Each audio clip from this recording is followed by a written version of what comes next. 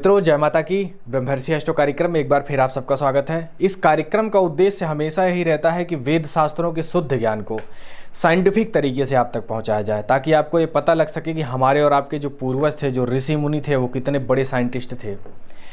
प्रिय मित्रों, आज हम चर्चा करने वाले हैं कुंडली में नवम भाव के बारे में। ये आपका जन्मांक चक्र है, ये जन्मांक चक्र का नवम भाव है। नवम भाव से संबंधित जितने भी भौतिक और आध्यात्मिक कारकत्व हैं आपके जीवन के, आज हम उसकी चर्चा करेंगे। नवम भाव आपके भाग्य का है। भाग्य से संबंधित जितने भी सवाल आते हैं वो यहीं से देखे जाते हैं। व्यक्ति का भाग्य साथ देगा या नहीं देगा, व्यक्ति का भाग्य कितना व्यक्ति का साथ दे रहा है, व्यक्ति का भाग्योदय कहाँ होगा, घर के आसपास होगा या घर से बाहर जाना पड़ेगा भाग्योदय के लिए, व्यक्ति का भाग्योदय विदेश में तो नहीं लिखा हुआ है। ये सारी चीज़ें यहाँ से देखी जाती हैं। व्यक्ति के भाग्य में सरकारी नौकरी है या प्राइवेट नौकरी है, ये सारी चीज़ें भी यहाँ से देखी जाती हैं। ये भाव आपके मान सम्मान का है। जब नवमेश की अंतर्दशा महादशा चलती है तो व्यक्ति को मान सम्मान, पद प्रतिष्ठा, यश कीर्ति की प्राप्ति होती है। षष्ठेश, अष्टमेश और द्वादशेश की महादशा में व्यक्ति के मान सम्मान में गिरावट आती है, मान सम्मान की हानि होती है। लेकिन नवमेश की अंतर्दशा महादशा में व्यक्ति को मान सम्मान मिलता है, भाग्य उसका साथ देता है, जो कार्य करना चाहता है उसी कार्य में उसको सफलता मिलती है। ये भाव दान धर्म का है। नवम भाव में शुभ ग्रहों की दृष्टि हो या युति हो तो व्यक्ति दान धर्म करने वाला होगा। यदि अशुभ ग्रहों की दृष्टि हो, राहु केतु शनि की दृष्टि युति हो तो व्यक्ति दान धर्म नहीं करेगा। देवगुरु बृहस्पति शुक्र शुभ बुध शुभ चंद्रमा की दृष्टि युति हो तो व्यक्ति दान धर्म करने वाला होता है। धार्मिक कार्य, जितने भी धार्मिक कार्य हैं वो यहीं से देखे जाते हैं।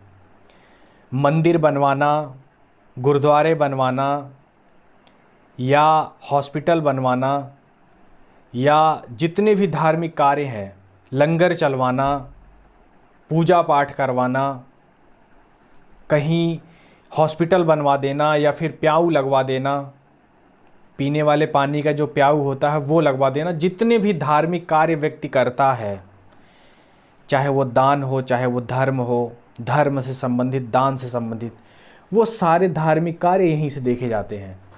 वेद शास्त्रों का ज्ञान, जो व्यक्ति धार्मिक होगा, यहाँ शुभ ग्रहों की दृष्टि होगी तो व्यक्ति धार्मिक होगा, और जो व्यक्ति धार्मिक होगा वही वेद शास्त्रों को पढ़ेगा, और वेद शास्त्रों को पढ़ेगा तो वेद शास्त्रों का ज्ञान होगा। तो यहाँ से वेद शास्त्रों का ज्ञान भी देखा जाता है। पूजा पाठ में रुचि, यदि यहाँ शुभ ग्रहों की दृष्टि हुई तो व्यक्ति की पूजा पाठ में रुचि होगी। शनि राहु केतु की दृष्टि हुई तो पूजा पाठ में व्यक्ति की रुचि नहीं होगी। लेकिन इसके लिए चंद्रमा को भी देखना जरूरी है। यहाँ राहु केतु शनि ग्रह बैठे हुए हैं, आप ये प्रेडिक्शन कर दें कि आपकी पूजा पाठ में रुचि नहीं है, और कहीं चंद्रमा के साथ देवगुरु बृहस्पति बैठ जाए तो चंद्रमा के साथ जब देवगुरु बृहस्पति बैठेंगे तो ये फल अलग हो जाएगा। फिर व्यक्ति का मन पूजा पाठ में लगने लग जाएगा। तो चंद्रमा को भी देखना जरूरी है, व्यक्ति की रुचि धर्म में है या नहीं है। इसके लिए नवम भाव का स्वामी, नवम भाव में बैठा ग्रह और चंद्रमा, इतनी चीज़ों को आपको देखना जरूरी है। पिता की स्थिति, आपके पिता की स्थिति क्या होगी, upper class, middle class, lower class, आपके पिता किस स्थिति में होंगे, सरकारी जॉब में होंगे, प्राइवेट जॉब में होंगे, करोड़पति होंगे, लखपति होंगे, या आपके पिताजी किसी न किसी रोग से पीड़ित होंगे। पिता की स्थिति यहाँ से देखी जाती है। राजयोग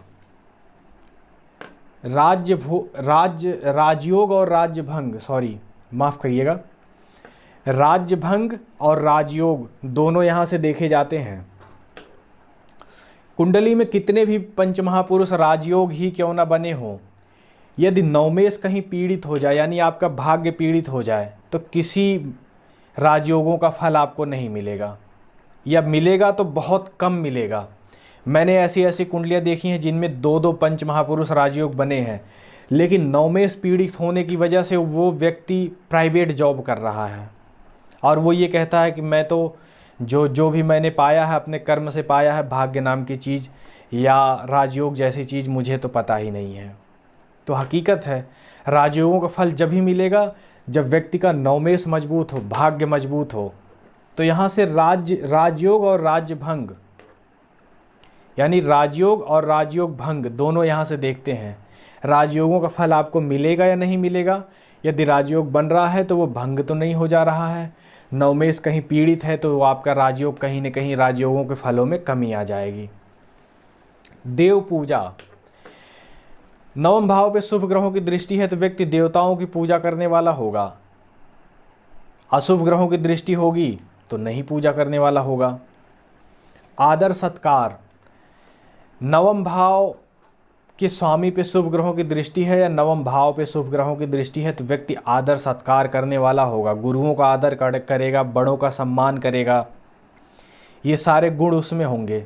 और यदि कहीं ये पीड़ित हो जाए, राहु केतु शनि बैठ जाए, तो किसी की सुनेगा ही नहीं, किसी का मान सम्मान नहीं करेगा, अपने ही मन में मस्त रहेगा। तो यहाँ से आदर सत्कार और संस्कार भी देखते हैं। संस्कार के लिए द्वितीय भाव भी देखते हैं, लेकिन भाग्य भाव को देखना जरूरी है, क्योंकि भाग्य भाव पे यदि शुभ ग्रहों की दृष्टि है तो व्यक्ति धार्मिक होगा तो संस्कार आने तय हैं। जब धार्मिक व्यक्ति होता है तभी उसके अंदर संस्कार आते हैं, अधर्मी व्यक्ति के अंदर संस्कार नहीं होते। यहाँ से शिक्षा देखते हैं, ऐसी शिक्षा जो ट्रेनिंग के थ्रू आपको दी जाए, या आप कहीं पढ़ाई कर रहे हैं अपनी कमाई से, आप कहीं नौकरी कर रहे हैं और आपकी इच्छा है कि मैं उच्च शिक्षा प्राप्त करूं, आप अपनी नौकरी करते हुए अपनी उच्च शिक्षा को पूर्ण कर रहे हैं अपनी कमाई से, ऐसी शिक्षा को यहाँ से देखते हैं। या जो आप कहीं नौकरी कर रहे हैं तो आपको प्रमोशन के लिए किसी ट्रेनिंग की आवश्यकता पड़े, या किसी प्रमोशन के लिए किसी ऐसी शिक्षा की आवश्यकता पड़े, किसी ऐसे डिग्री की आवश्यकता पड़े जो आप नौकरी करते हुए कर रहे हैं अपने प्रमोशन के लिए, ऐसी शिक्षा यहाँ से देखते हैं। साला साली, ये आपकी पत्नी है, पत्नी से तृतीय भाव आपके साला आपकी साली का है, छोटा साला छोटी साली का है। छोटे साले छोटे साली की स्थिति क्या होगी वो यहाँ से देखते हैं।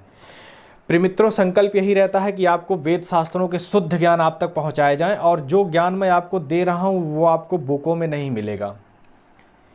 ये बहुत सारी किताबों को पढ़ करके इकट्ठा किया हुआ ज्ञान है, किसी एक बुक में आप नहीं पाएंगे जितने कारकत्व मैं आपको बता रहा हूँ। यदि वीडियो आपको अच्छी लगे, हेल्पफुल लगे, नॉलेजेबल लगे तो आप चैनल को सब्सक्राइब करें। आने वाले समय में और भी अच्छी अच्छी वीडियोज़ आपको मिलती रहेंगी। धर्मशास्त्र से संबंधित, योग प्राणायाम से संबंधित वीडियोस पाने के लिए चैनल को सब्सक्राइब करें, लाइक करें, शेयर करें।